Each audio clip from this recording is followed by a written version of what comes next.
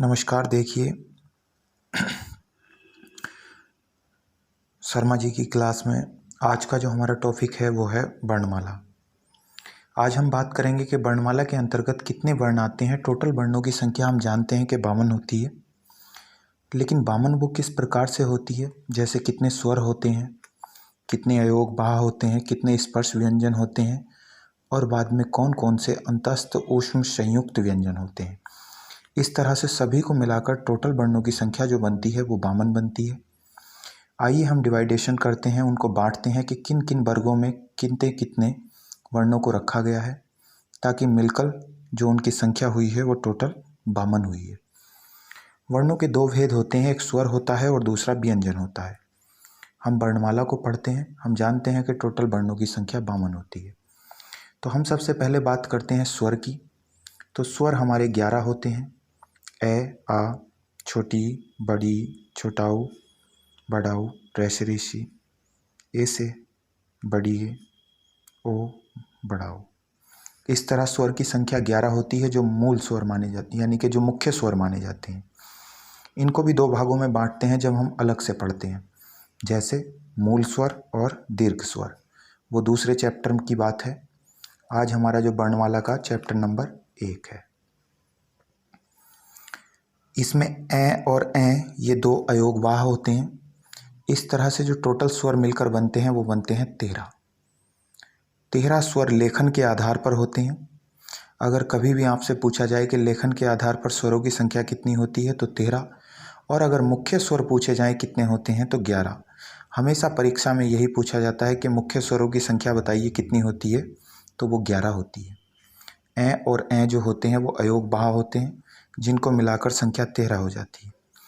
अब हम आते हैं कै से लेकर मैं तक, यानी कि इस तरह से हमारे 25 स्पर्श व्यंजन बनते हैं। कै वर्ग, च वर्ग, टै वर्ग, तै वर्ग और पै वर्ग। कै ख गै घेण, च छ जै झेण, टै ठै डै ढेण, तै थे दै धैण, न पै फै बै भै मैं। इस तरह से टोटल बने 25 स्पर्श व्यंजन। बहुत ही बेहतरीन क्लासिफिकेशन हमने इनका किया है। आगे हम बात करते हैं ये, रे, ले, वे। ये 4 अंतस्थ व्यंजन होते हैं। हमेशा कभी भी परीक्षा में पूछा जाए कि बताइए अंतस्थ व्यंजन कौन से होते हैं, ये, रे, ले, वे। संख्या 4।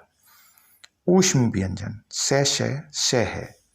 4 उष्ण व्यंजन होते हैं। उष्ण अर्थात गर्म, ऊष्मा, जिनको बोलते हुए अंदर से गर्म भाप आती है, आवाज आती है, घर्षण करती है जीवा, उनको उष्ण व्यंजन कहते हैं।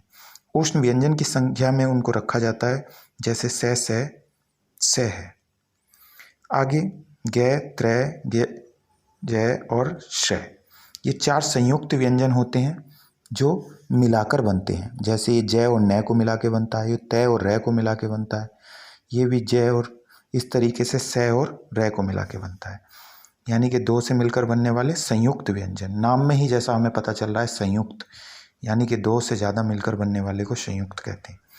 डै और ढै ये 2 उक्षिप्त व्यंजन होते हैं, अर्थात ये अब वर्णमाला में प्रयोग नहीं होते हैं, खड़ी बोली में इनका यूज किया जाता है। खड़ी बोली जैसे कि हमारे यहाँ पर मेरठ के क्षेत्र में, बागपत के क्षेत्र में, मुजफ्फरनगर के क्षेत्र में और हरियाणा क्षेत्र में खड़ी बोली बोली जाती है। हालांकि हरियाणा में हरियाणवी बोली जाती है, लेकिन मेरठ के आसपास के क्षेत्रों में खड़ी बोली बोली जाती है।